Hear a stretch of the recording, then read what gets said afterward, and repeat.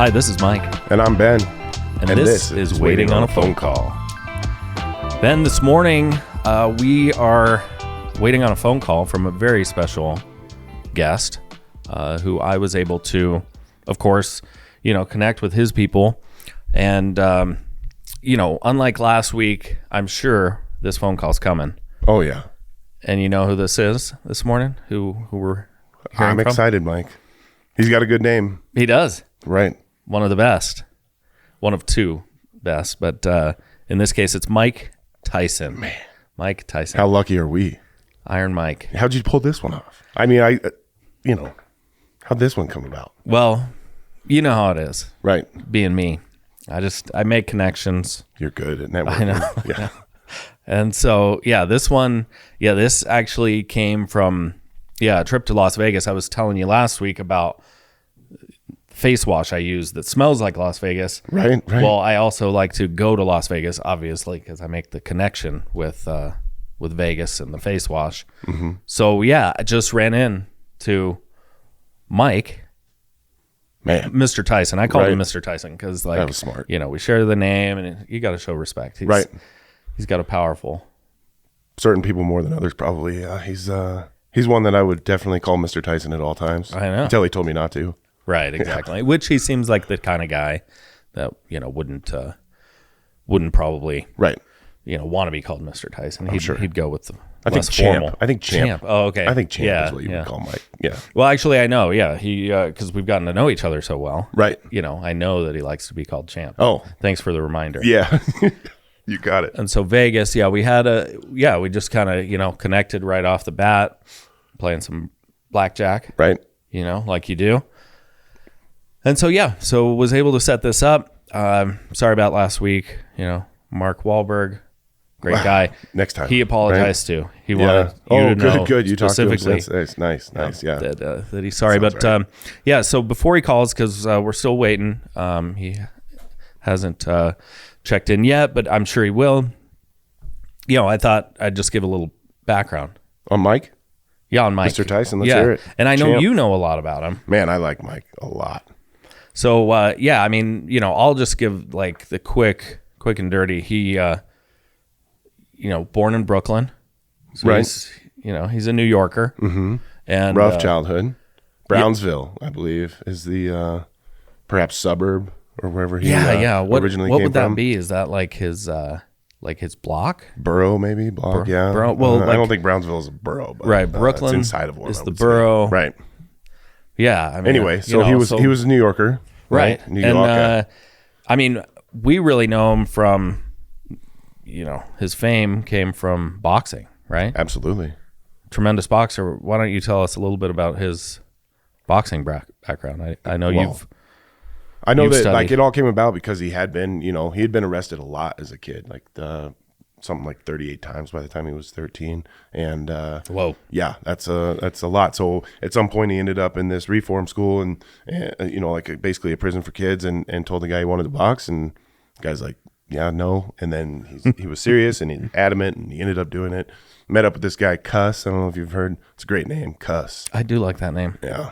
Excuse me. I'm a little under the weather. Cuss Tomato. I know. We'll get through this. Yeah. Sultry, and we got our distance. So sultry sounds of Ben Kesterson. Yeah, you got it. Yeah. So anyway, he gets on with Cuss, and Cuss basically, pepped him up and got him to the point where he said, I'm going to, you're going to be the youngest heavyweight champion of all time. And Mike believed it. And Mike, they say when he was 13 years old, he had the arms of like a 25-year-old man. Like he was, he had such a rough upbringing. He had to go get everything, provide his own food at a young age and all that. So he's running with tough people. So anyway, he was quite a boxer, and they realized that early, and he showed that, and he was the most exciting. I mean, even to this day, the most exciting guy I've watched box. And I think he's paved the way for not just boxing, which isn't as big now as it used to be in the 90s, your favorite era, at least by far. Yeah, without a doubt. Yeah. But, now that's probably paved the way for the MMA and the money that those types of guys are making, and the money that guys like Floyd Mayweather made. He's like, Floyd's worth some $400 billion or $1 million or something like that. He gets a lot of money, and Mike was taken advantage of along the way. I think he'd be doing a lot better had he, had better people looking out for him, in place, running his money and all that. Stupid facts like, do you know Don King hired a tax attorney to represent him in his in that rape trial? Wow. Yeah, that was, he had never done anything like that before. Oh, so yeah, that sucks. Of course he was set up to, kind of lose that. And I'm not trying to, say one way or the other, but anyway, he had 50 wins in his career. He was 50 wins. He had 50 wins with 44 knockouts, 8 losses, but most of those came at the, latter portion of his career. And then no contests, there might've been some biting.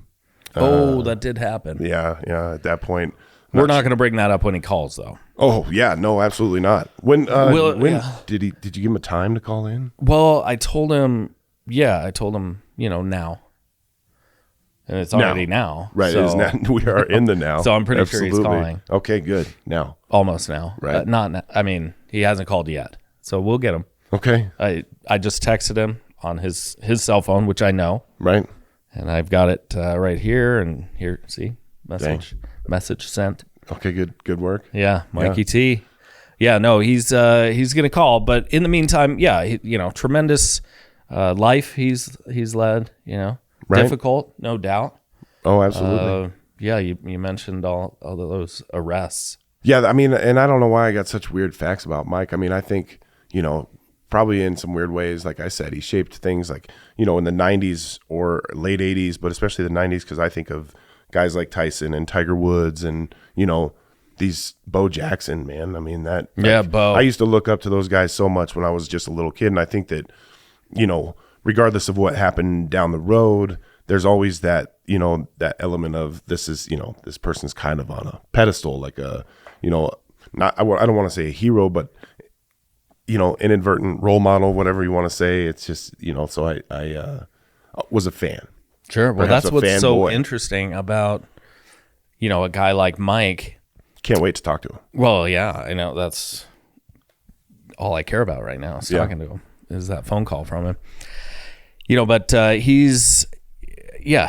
he came to such success at a young age, and now he's still, he's still in the spotlight, really. I mean, he's a pop culture icon, right? I mean, yeah, and I'd say that extent, doesn't really have too much. I mean, maybe it did have a lot to do with his boxing, but I think this, like the new generation of people that have seen The Hangover and Hangover Part 2, just recognize him from that. I think he said that, and his tiger, right, and his face tattoo, right, his tigers and the face tattoo. But you know what? Like, look at how normalized face tattoos are now. This was an outrageous act at the time of that. He did it, but now you got obviously a lot of rappers, but there's other people that do it too. Neck and face tattoos are. I mean, we probably normalized. see somebody with one every day, right? Right. I feel like I do. Right. Yeah. Well, I mean, yeah. We listen to Post Malone, and he's all just got him everywhere. The Island Boys, some of the most talented man. people on the internet right now. The called. Island Boys. Yeah. Yeah. I wonder. Well, yeah, I might we'll know see. a guy. Let's just get one in first. We haven't, so far we're 0 for 1. I'd hate to go 0 for 2. I know. We're not going to. Okay, good. Because Mike. He is reliable. He's for sure reliable. And maybe that's my favorite part about him. I don't know if I'm not reliable, but he is. Well, right. Yeah. But that could be my favorite part about him. Mike. Is that his redemption story, right? Absolutely. So he, had this crazy success because he had to work so hard, because he had nothing. And then basically had people take it from him. He kind of lost it himself, whatever, however you want to look at it like that. And he's been very open and honest about all of it, which I think he'll be willing to talk to us about these very things. Like he's just, he just puts it out there. Well, like his, it's not a documentary. It's a, just like a autobiography, perhaps. I don't know. He's visual? on stage called Undisputed Truth. Yeah, man. Have you watched that? Yeah, it was good. Really good. Really good. Yeah. I mean, he's entertaining. Very funny. That's for sure. Yeah. If you get the chance to check that out, I mean, I'd check it out. It's on HBO Max. I don't know that we're supposed to plug them, but man, if you don't mind some foul language, it's self-deprecating. It's, it's all the things. And it is. Man, yeah. I mean, I found myself laughing a lot. I think he's had to kind of come around and just say, yeah, what a life, It didn't go perfectly. And so he can have some humor around it. And, otherwise, he'd just be like pretty resentful if all you did was feel the pain. So yeah, he's come around to such a good place in his life. It seems, of course we only see, kind of the surface. Right. but it seems like he's got a great life going. He's he's got children. He's got a wife that he's enjoying. I think you shared a quote earlier with me that was I think about the children. The journey. Well, no, if you will, children. right? Yeah, like yeah. That. Well, it was in that Undisputed Truth, and so I watched that. You told me he was calling today, and so I kind of got a little homework in watching that, I guess you could say. Yeah, nice. But one of the greatest things I took from it was just that he said that I thought the definition of a good parent was being a financial provider. I totally missed out on the emotional part, and for that, I will always regret. And that's part of the redemption thing as well, where he had this crazy success and he thought it was all about finances. And when I think about my success in my life or my family or any of that stuff, to me, I guess I've already known that it doesn't come down to like how much money you make or what kind of car you drive or whatever it is like that. It basically comes down to are you a good person? Do you treat people with respect? Are you raising your kids to do the same thing? Things like that. To me, that's as much about success as anything, and it's more like a piece. And I think that in our culture, time, whatever, it's all basically boils down to everybody's obsessed with who's the richest person in the world, or who's got more money and who's doing better than everyone else. And it's we put these people on this absolute metaphorical pedestal, and then that's just it inundates. That's what we see and read about, and it's just it's the same stuff kind of cycled over and over again. And to me, it's putting out the message that you are only as good as your job or how much money you have or the things that you've done and things like that. And to me, it's just baloney. To me, it's more about like I said, basically the values that I've already said. So there's no point in repeating them. But maybe, and I don't know. How do you feel about that? Well, success. I think that's a good topic to cover. I mean, it's kind of what we're addressing here, bringing on these amazing icons, right, that are going to call in. But no, with success as we kind of frame it in the world of pop culture, we're seeing it as what the facade is, right? The facade is money, it's the fame, it's the you see the videos of guys flashing, stacks of cash and right, and in cars and so that's all. And for Mike, I mean, it was like a big part of his early years. It's like sure, you get a bunch of cash, you live the large life, and people like that, and it draws attention, and it's like we all admire, or at least it gets noticed, right? Whether it's admired or not, I think it is to some extent. But then you also hope, the person has a decent life behind all that. Right. Absolutely. Yeah. So it's, it's something that, I think is coming around to the realization, and that's what we're seeing with, some of these. Well, this production he put on Broadway, certainly it shows. That he's kind of coming around to see, well, the real value of life is probably the relationships, the connections, the deeper stuff, and realizing, the great influences he had in his life that really got him to where he was, certainly helped, support his life into something more meaningful than just boxing. And right. Well, people's asses. As an athlete, I think a lot of times people have an easier pathway to get to that point, to do those things. I don't know if you've ever watched Mike Tyson's Mysteries. No. It's an animated series, man. It's really funny, and Is he's that? just basically voicing over his own character. It's a animation of himself, and they're these sleuths that are always trying. It's almost like a well, in the title it's the Mysteries, right? So Is it like Scooby-Doo style, or is it Scooby-Doo style? Yeah, absolutely. Oh, is that? But there's some weird happenings throughout the entire Is thing. it There's appropriate for ghosts, children, or is it? for is it your more children, like- sure, yeah, absolutely. No, it's within It's still like a cartoon, and yeah, it's it's not like Mike Tyson R-rated. no, level. not at all. It's great. You gotta check it out the next chance Rated you M get. for mature. I'd love to talk to him about that because I bet that's a lot of fun. You go from this serious person that's always kind of got to amp up, and we talk about that alpha thing every now and again, and he's got to be that to go kick the crap out of whoever he's fighting. And then now he's kind of transitioned, and I mean, maybe that just comes with age. We all do that a little bit, settle down a little, calm down, hopefully. But he has basically done a lot cooler roles, whether it's The Hangover or the Mysteries or whatever. And I'd love to talk to him about that. I can't wait to ask him.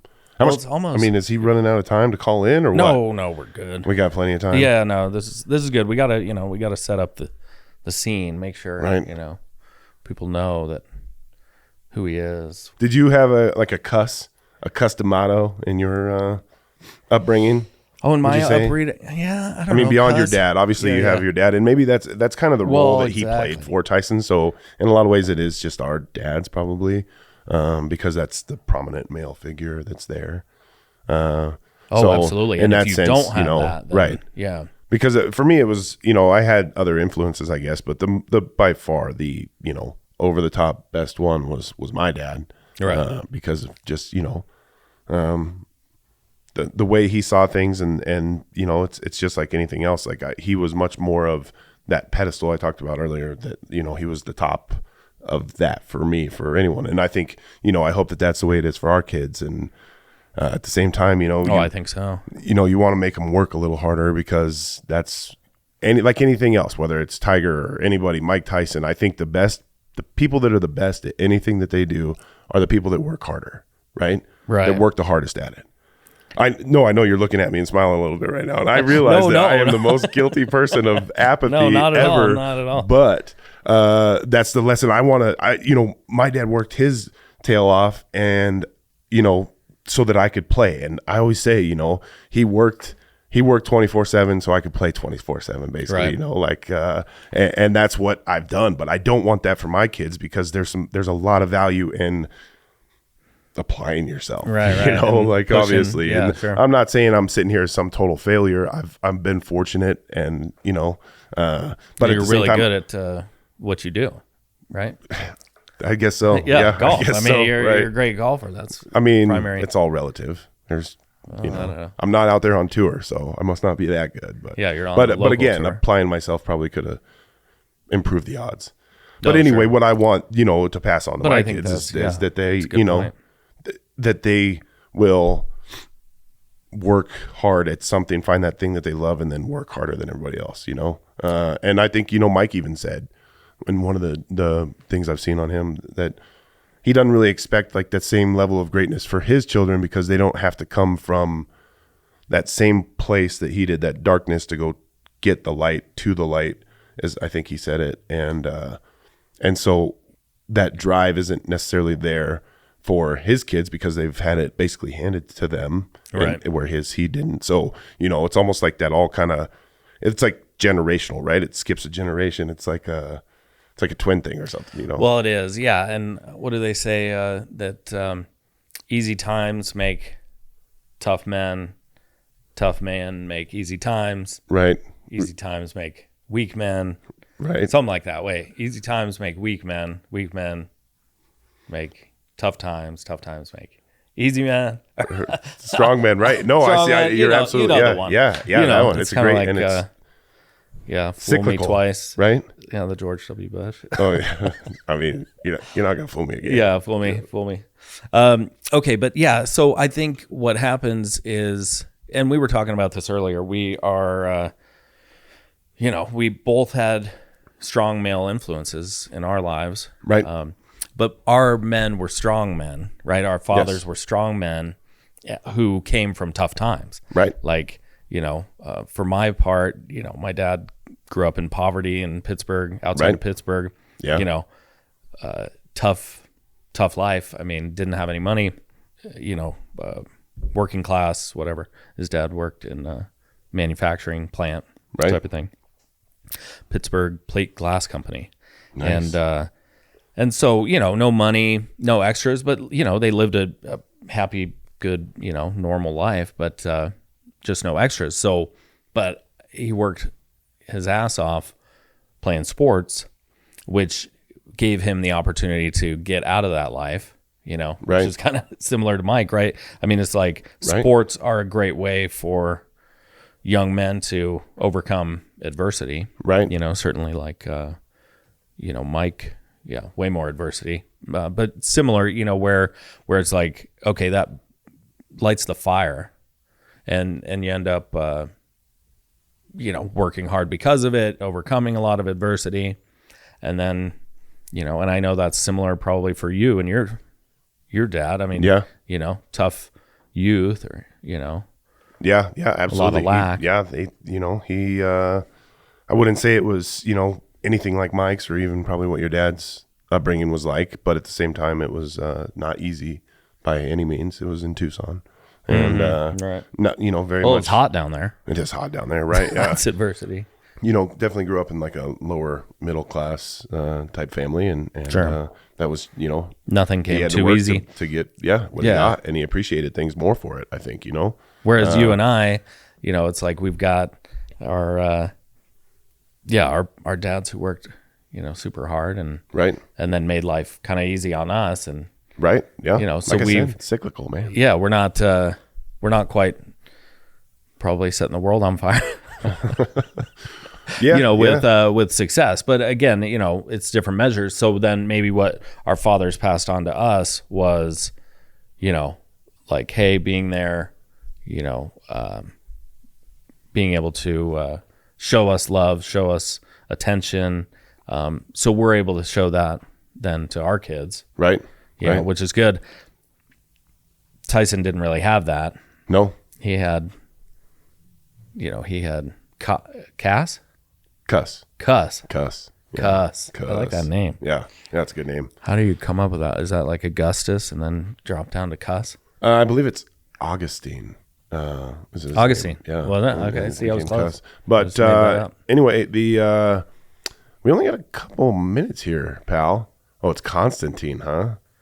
All right. It's Constantine. Cuss. But still, that's, I don't know where you get Cuss out of that. I love it.